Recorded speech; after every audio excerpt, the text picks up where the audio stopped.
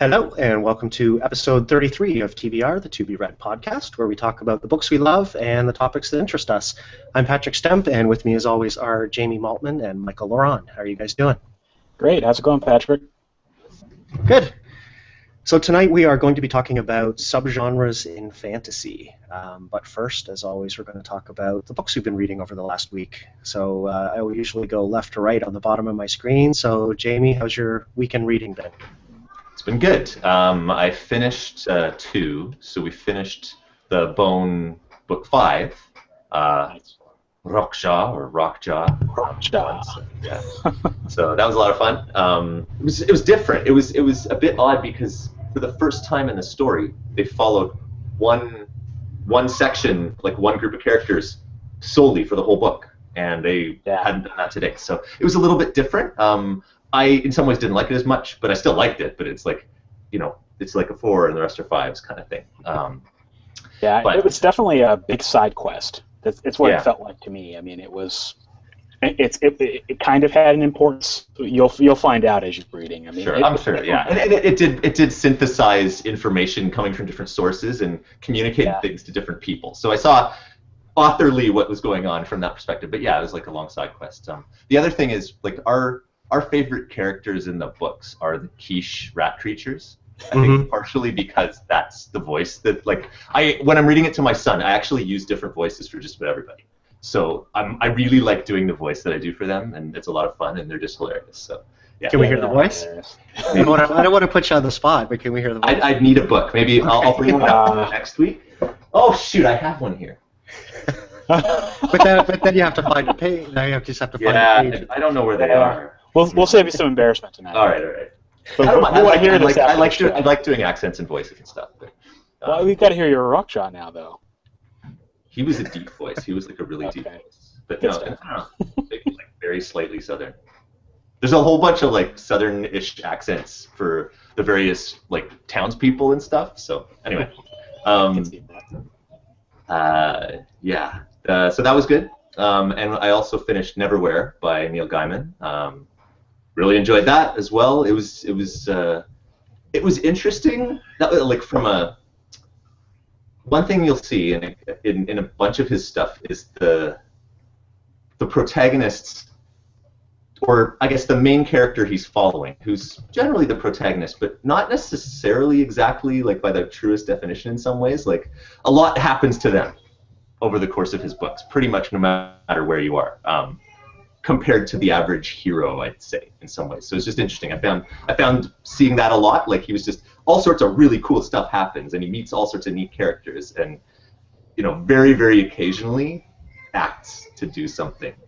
But he acted to start it all off, so that, that matters there. But anyways, I really enjoyed it. The whole London below and, stuff is like, it's a lot of fun. I just pretty much have loved anything I've read by Neil Gaiman so far, other than his short story collection where it was uneven, which almost all short story collections are. So, and sorry, have you read Good Omens yet? I have not, so okay. I'll get to that as I continue to binge on Neil Gaiman these days.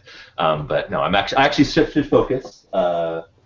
Couple more from the library. So actually, the next up, we're partway through, maybe halfway on number 6, Old Man's Cave. My wife's actually finished the whole thing, and actually is on to Ocean at the End of the Lane and enjoying that too. So that's her first Neil Gaiman exposure. Another one I'm reading now, which I don't know. I requested Neverwhere from the library, and then found out that the Neil Gaiman short story that appears in Rogues is actually in the Neverwhere world. So I wanted to make sure I finished Neverwhere first. One of the book clubs I'm in through Goodreads is reading this as their book of the month. So it's a short story anthology in this series that George R. R. Martin and Gardner Dozois have been doing over the past few years. So the first one was Warriors, the second one was Dangerous Women, and this third one is Rogues. So it's like rogues and roguish characters was the theme. It's sci-fi and fantasy. He's very much like, I'm not even going to tell you what genre it is until you get to that story. And I didn't organize them by these are the sci-fi, these are the fantasy, these are whatever. So, but it's got stories by... Sure. Yeah. I saw Connie Willis's name on there. Have you read her before? I haven't. So the only ones that I've read in here are leading up to it are George R. R. Martin, Patrick Rothfuss, Neil Gaiman. I've tried to read Joe Abercrombie several times and hadn't succeeded until I read his story last night and liked it. There's still, I don't know, for some reason, on Stephen Saylor, I think I read something by him too. But it's, something about his books, like he's like, in terms of gritty fantasy, which we could talk a bit more of later, he really loved, like, he's like, people love him. But just something about his style didn't grab me. But his story was the first one in this. I just started it last night. It was actually really cool. It was like A does, it's like A has this thing, and then B comes and grabs it, and then the next section is in B's viewpoint until C comes along, and it just keeps going. So it was like he played with that, and it was really, really cool. So I'm just expecting some, it's going to be a mix, but I'm looking forward to reading some new authors in there. The other one I picked up, this was on a recommendation from the Writing Excuses podcast. So I think it was Dan Wells mentioned that he'd listened to the audiobook of it, and it's Consider the Fork. So this is nonfiction. It's by B. Wilson, and it's a history of how we cook and eat. And it's talking about not just the stuff, but the implements and like what it says about your culture and ethnological stuff that's going on with that, and why you do this here and someone else did something completely there, and it would just be wrong. And just the essay introduction alone, I read just after I ate dinner tonight, was really, really cool. So I love this kind of stuff, sort of going through civilization, and this is like the food perspective of that. So. That's my kind of book. I'll have to grab that. So all three of those from the library, and I'm in a big library week. So yeah, have fun. Cool. You've been busy. How about you, Michael? Yeah, not so much. I've been burned out lately on reading, and I think it's because I'm working on a novel and I'm really deep into the editing. So I just get into this phase where I'm like a turtle. I just withdraw from the world. So, but I did read a little bit. I read Reader Magnets by Nick Stevenson. I don't know if you guys have read that. He's kind of rising to prominence in the self-publishing community. He's got this really interesting idea about keywords and how to use keywords to get your book discovered. And I'd never read anything quite like it. And he's got a course that I took as well. It's like a free video course that was pretty cool. So I would recommend that for you guys if you haven't checked that out. It's a different approach to keywords that I haven't seen that many people use. So that was very enlightening and very eye-opening, and I used some of the techniques in the book, and it actually worked to boost some of my free book sales. So that's pretty cool. I also read Let's Get Visible by David Gaughran. I reread it. This is like the third time I've read it, but it seems like with the Amazon algorithms, like you have to read that book like 3 or 4 times before you understand like what's going on with the algorithms, because they're so complicated, And then I also I didn't do any more reading this week, but I took another course. I took a course on I don't know if I mentioned this last week, but Learn Scrivener Fast by Joseph Michael. Yep.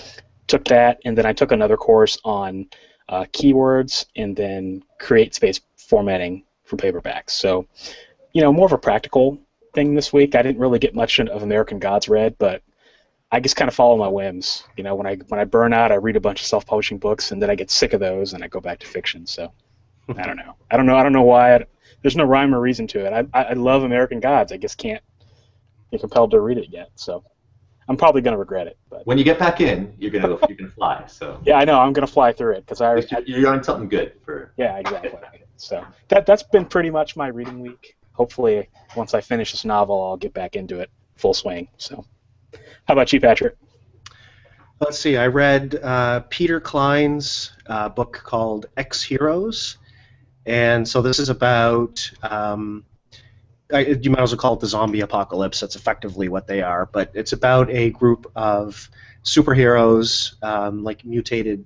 So it's the idea of superheroes that are mutants, protecting sort of a normal group of survivors. They're kind of living in Hollywood, and I think they're in Paramount Studios. They've kind of taken that as their base that they can kind of it's all gated and fenced in, and it's a good sort of defensible area. So there's all these weird superheroes that are trying to protect people from the they're called they're called Ex-Humans, and there's a rival gang that's also trying to take over LA, and it's a lot of fun. So if you like the zombie stuff and superheroes, I think on the front of the book it's something like the Avengers meets the Walking Dead, and that's pretty much exactly what it is, and it was a lot of fun. It's the kind of thing that you could see easily being in like a comic book or even a movie, but it's in novel form. And there's the whole series. I think there's 3 or 4 books in the series. Definitely going to check the rest of those out. And then I took the leap this week. I don't know when I'm going to start reading it, but I finally downloaded. I think Anita, who's one of our listeners, had said that she got herself like a on sale copy of The Stand by Stephen King. And so that put that book in my head again. And I was like, oh, I finally bit the bullet and just downloaded the 1,200-page monster, updated edition that he released recently. So I'll read that before the end of the year. I'll put it that way. I'm a little bit at a time. I think that's a beast. But a great, I've read it years ago. I'd like to reread it again. So that's it for me. Well, we have some comments. We've got some live viewers tonight. Quotidian Light, Maya's watching. She says, my kids used to love when I would act out books during reading time. So many good memories. And David Anson and John L. Monk are watching and say hello. Hey, guys. Hey, guys. Thanks for watching, everybody. And gals. Yep. Thanks for showing up. So we'll move on to our topic of the week. We're going to talk about subgenres in fantasy, and there are a ton. If you're watching on the YouTube feed live or after the fact, we kind of put a list of them in the comments there. There's a couple different lists that Jamie pulled together before the show, one from Wikipedia by theme and by setting, and then another list of Amazon's fantasy subcategories. So we're just going to we're not going to go through the list one by one or anything like that, but we'll whip around and pick out some of the ones that Jamie's going to have to explain a couple of them to us, I think, because Michael and I, or at least I don't know what they are. Which why don't we start with that? One of the Wikipedia subgenres that I see here is called Shenmo fantasy. What is that? Yeah. Shenmo. Well, Shenmo in Chinese is like spirits or like sort of supernatural beings kind of stuff. So if you're talking gods, immortals, bodhisattvas from Buddhism, Taoist spirits, all this kind of stuff. So one of the most famous ones typifying that genre actually would be Journey to the West. So one of the 4 great Chinese novels, The Monkey King. So like the Adventures of the Monkey King. So pretty much that. A lot of Chinese movies and stuff would be in that sort of genre as well, and a lot of Chinese books, and so not something you'd see so much in the West, but it is sort of a different thing because it's definitely like that Chinese mythology and folklore and stuff brought out in, as central figures in those type of books. So I wonder why that would have its own genre versus, because the kinds of things you're talking about could fall under classical, paranormal, magic, magic realism, maybe not. And that because there's another one. Go ahead.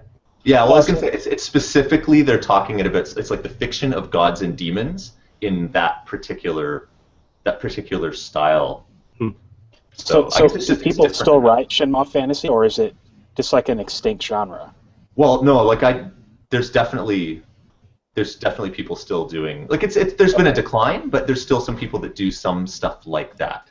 What would be the closest comparison? I mean, would it be more like Game of Thrones? I mean, is it action adventure? It's like the gods are doing a whole bunch of stuff. So I haven't read Percy Jackson type stuff, but it's more. There's got I don't know if you're talking more like Clash of the Titans kind of stuff going on in these books than Okay, so kind of like Iliad, Odyssey, the Aeneid. Yeah, like Journey to the West is very much one of those major quests ever. But they'll remake that on Chinese TV every 3-4 years. So it's people might not be writing new stuff, and then there's there's graphic novels and that kind of stuff in my library. It sounds like an interesting genre. I mean, it sounds like something that you would like. Yeah, it does. It sounds like something a lot of people might be interested in. I just never heard of it. Now, one interesting thing I've seen, I haven't looked in detail, but it keeps popping up in some of the mail-outs that I've seen, is someone writing a Monkey Queen Chronicles. So this is a current indie fantasy author that's doing something like that. So that's pretty cool. I keep seeing that and thinking, I might want to check that out. So my wife read that first. I read the other Chinese classics first, and I haven't actually gotten around to that. So 4 volumes in small print. So can it be contemporary, or does it have to take place in ancient China? Michael sounds like he's doing research. He wants to. He wants to read it's just interesting. I have to I can ask see the questions. wheels turning. You're like planning your Yeah. next book. Pretty much. Yeah, But hey, it's for the benefit of our listeners too, right? I don't see any reason why you couldn't have those gods and demons doing stuff in a contemporary setting. So Okay.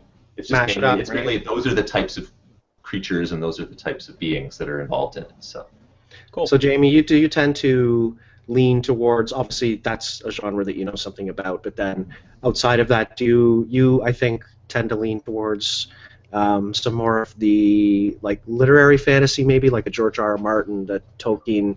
Do you also read like some of the comic fantasy stuff, or like where do you kind of I'm a funny tend mix towards? because like growing up, I read this sort of the classical like epic fantasy, which and again there's sort of different ones. I read a lot of epic fantasy, which is usually the quest is affecting the world, really, and like that's some people would say that's the main thing that defines epic fantasy is whatever is going on in this series is impacting the whole world. It's not just this little kingdom. It's not just this little neighborhood or something. It's not just I'm going to go collect a bunch of treasure.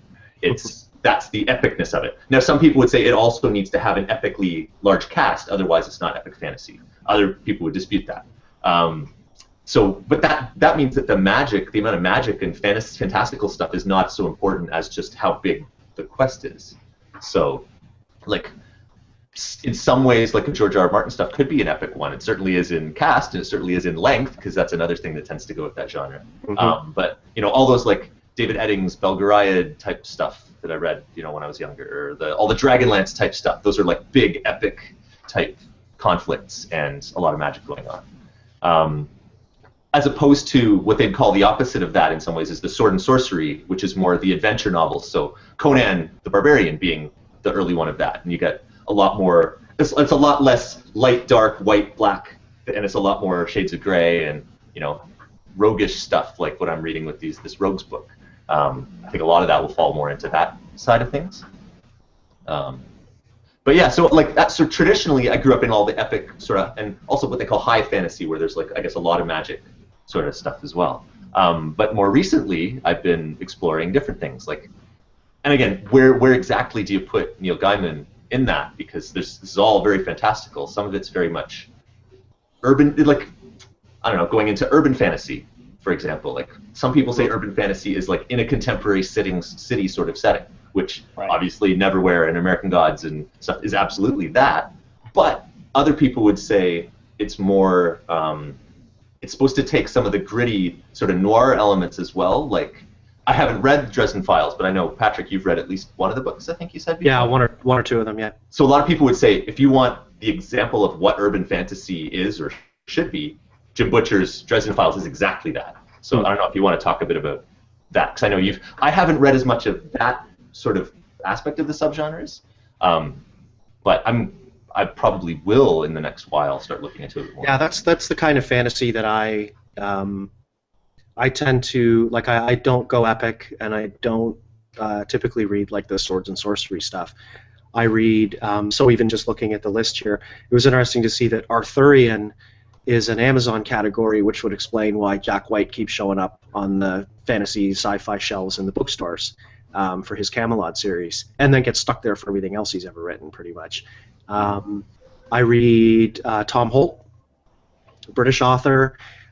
He's kind of a Douglas Adams type, like funny, very, very strange. A lot of his old books, like, I mean, some of the old titles, if I can think of them, was like Snow White and the Seven Samurai, Who's Afraid of Beowulf, stuff like that. And a lot of his books have either gods, typically old gods, like running around getting into trouble, or hell, which is run like a business.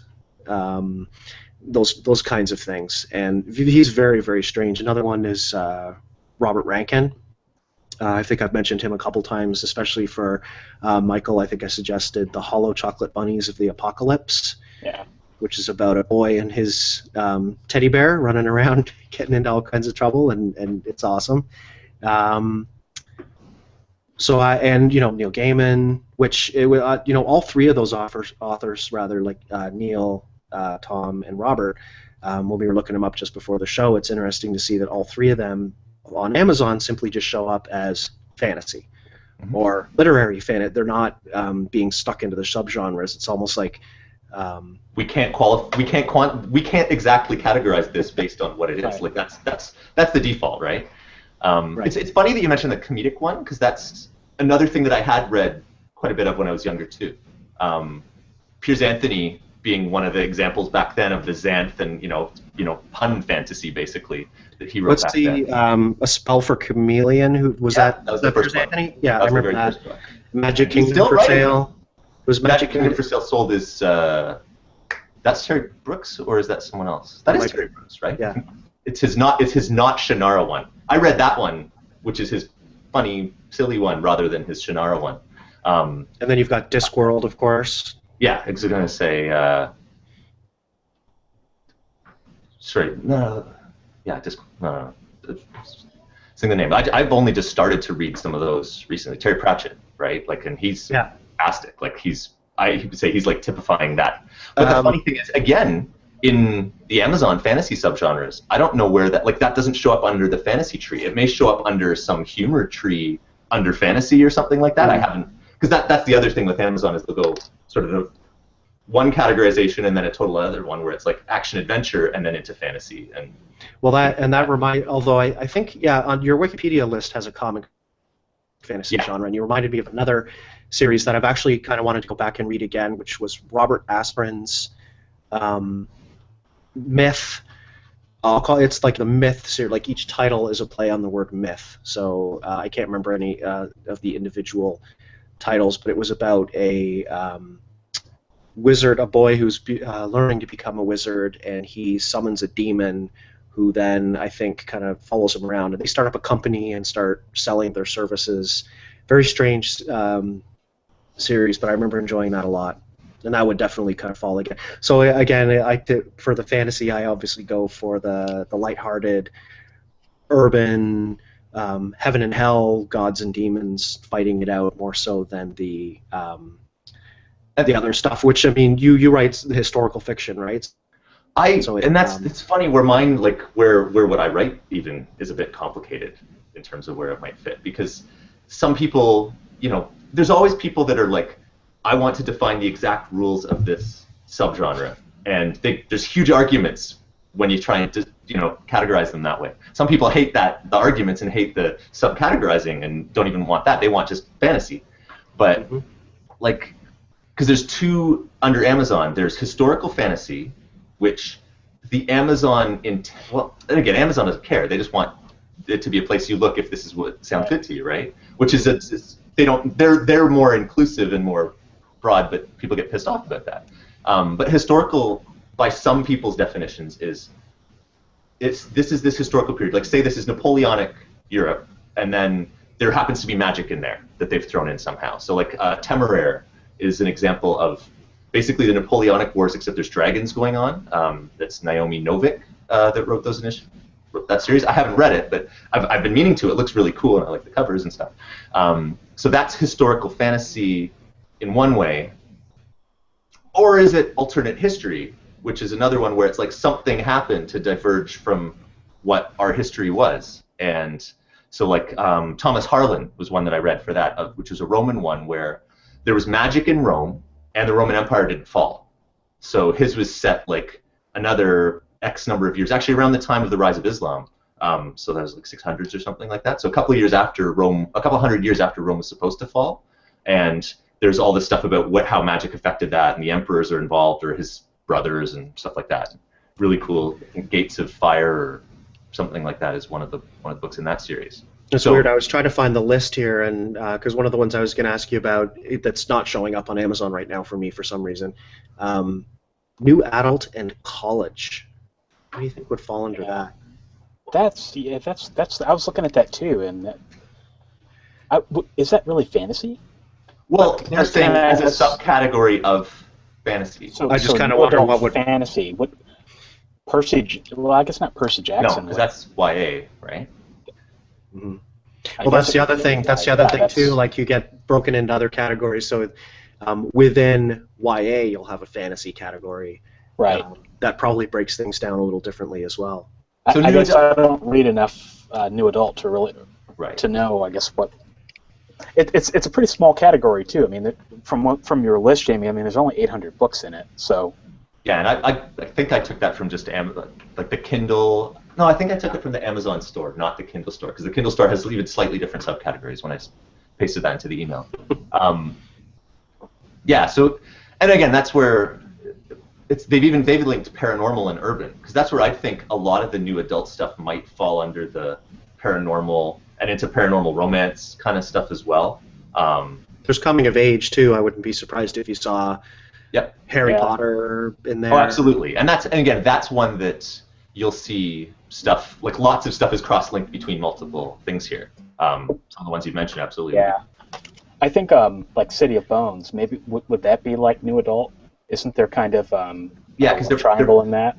And they're post-teen, right? Like they're I think they're older. I don't think they're teenagers. Maybe I'm wrong. I haven't read. But they might be like 18, like if they're college age. It's like instead of being like teenage protagonists, it's like college age and protagonists really is what.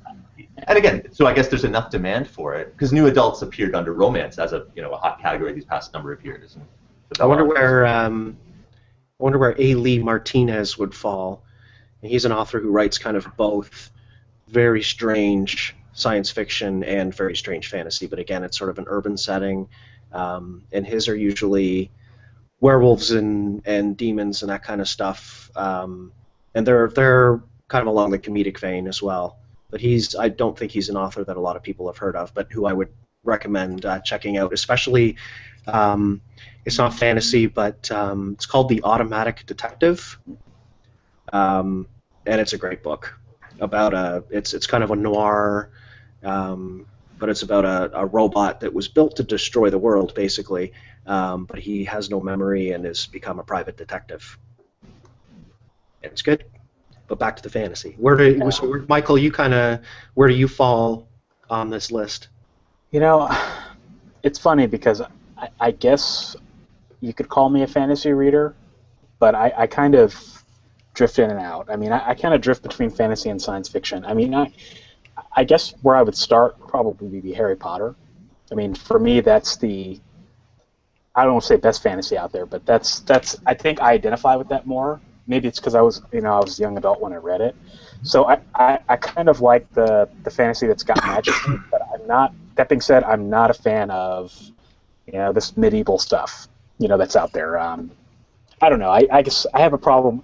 It just seems like so much of it, and maybe it's a cliche to say this, but so much fantasy is a rehashing of Tolkien, And I read Tolkien as a kid, and I loved it as a kid, but I don't know. I guess I tend to probably fall more where you are, Patrick.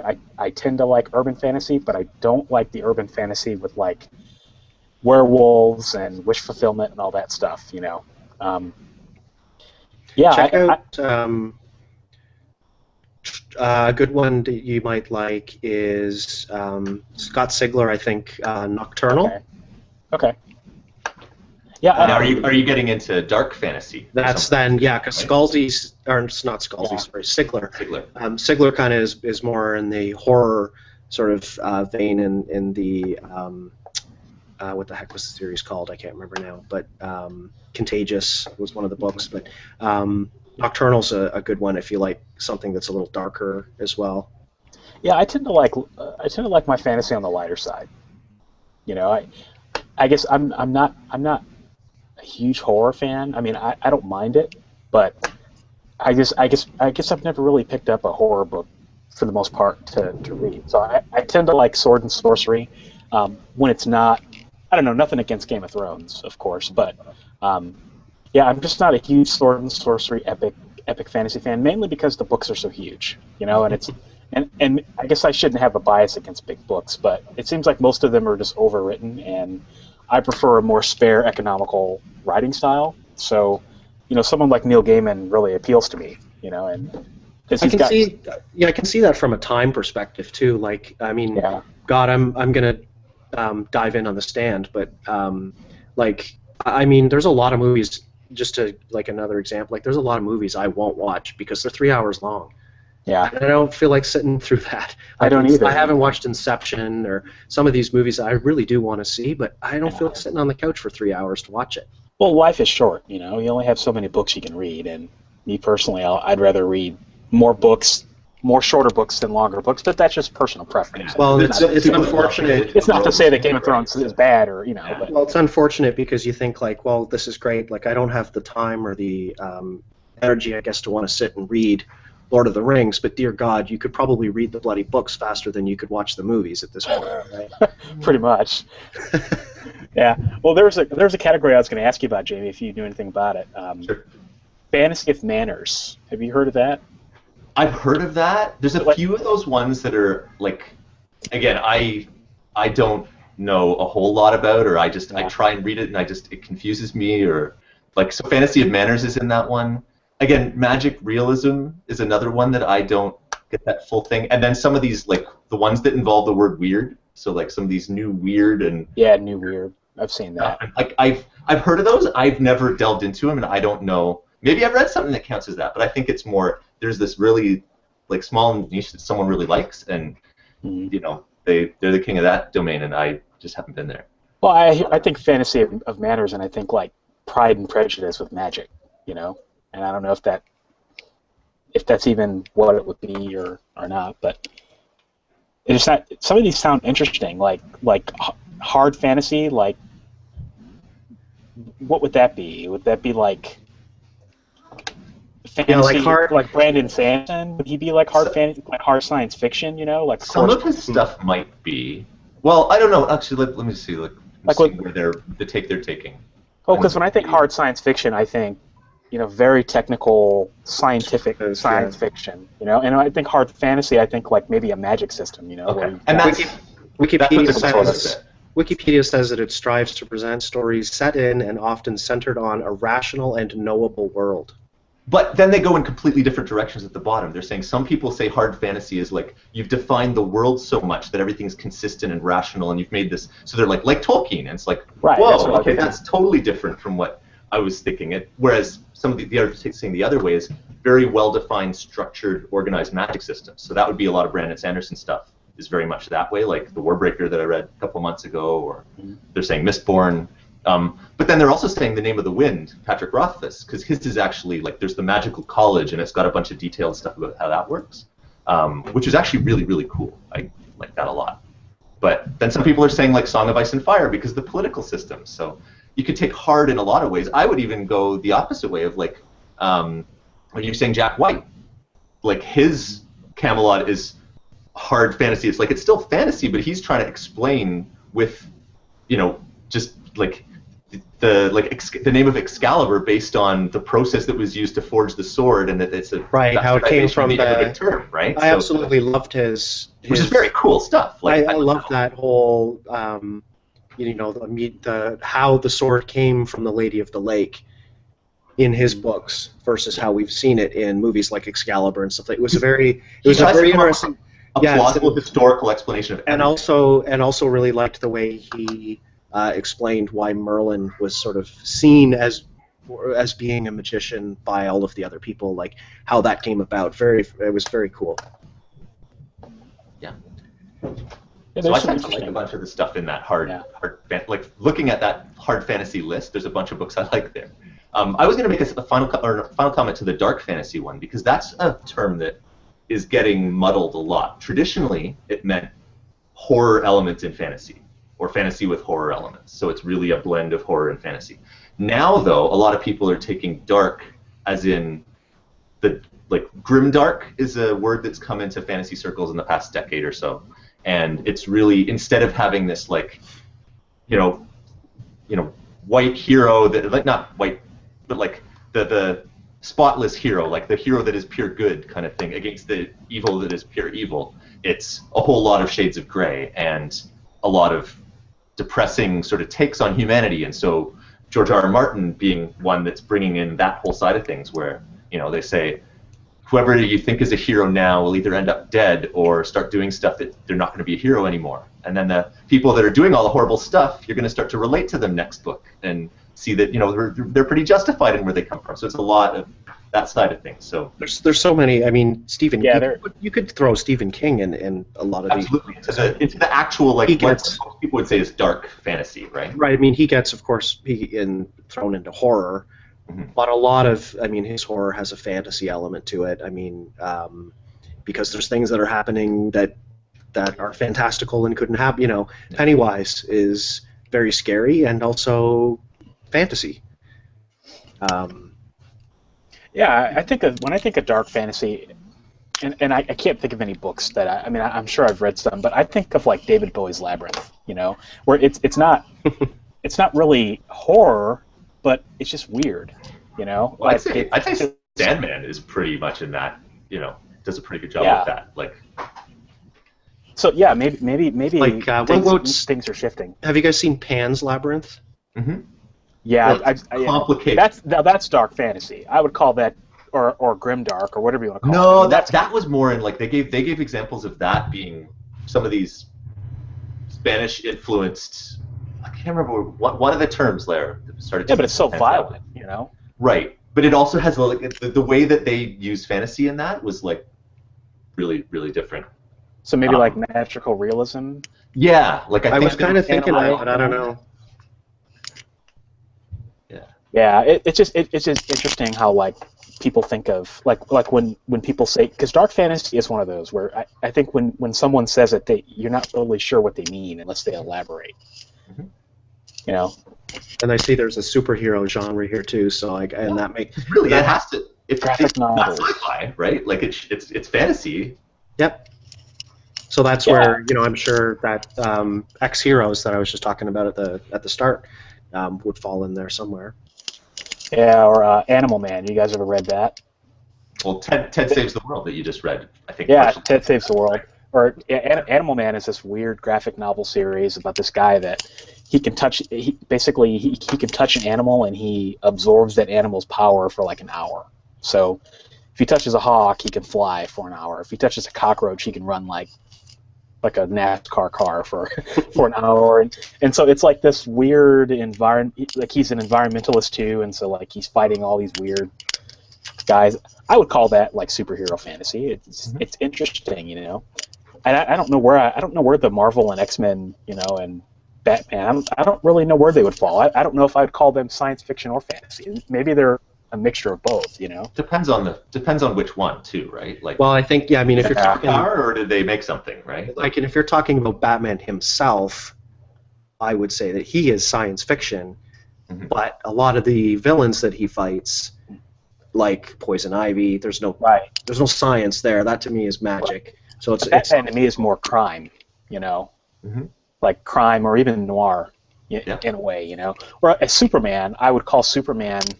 I don't know what the heck you call Superman. Magic. I guess maybe he's a fantasy. Well, you could say almost that sci-fi, right? Yeah, he would. They're making their explanation of what that is, but.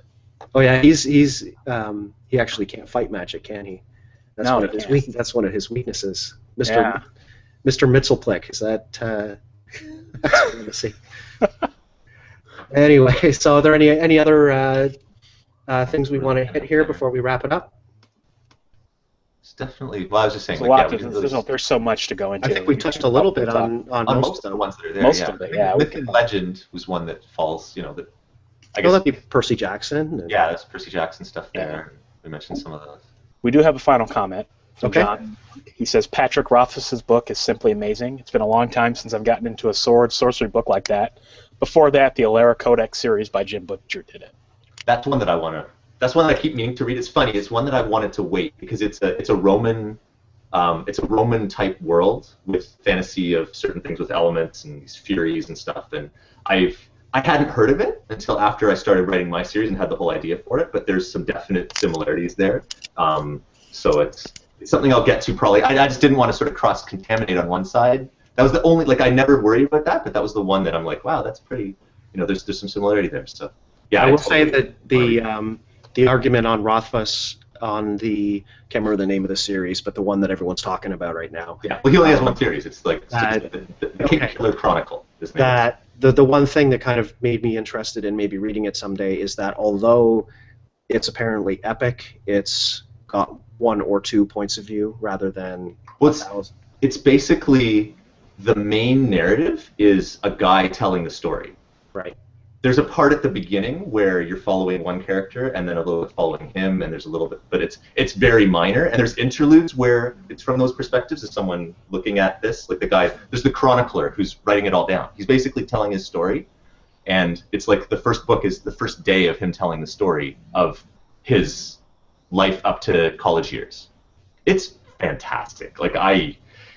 It's not. Like the language is not overdone in terms of the description, like that I never felt like anything's excessive. I just feel like it's written really well, and his writing style is fabulous. I guess if I kind of download the sample, if I download the sample on Amazon, 10% of that book has got to be like 200 pages or so.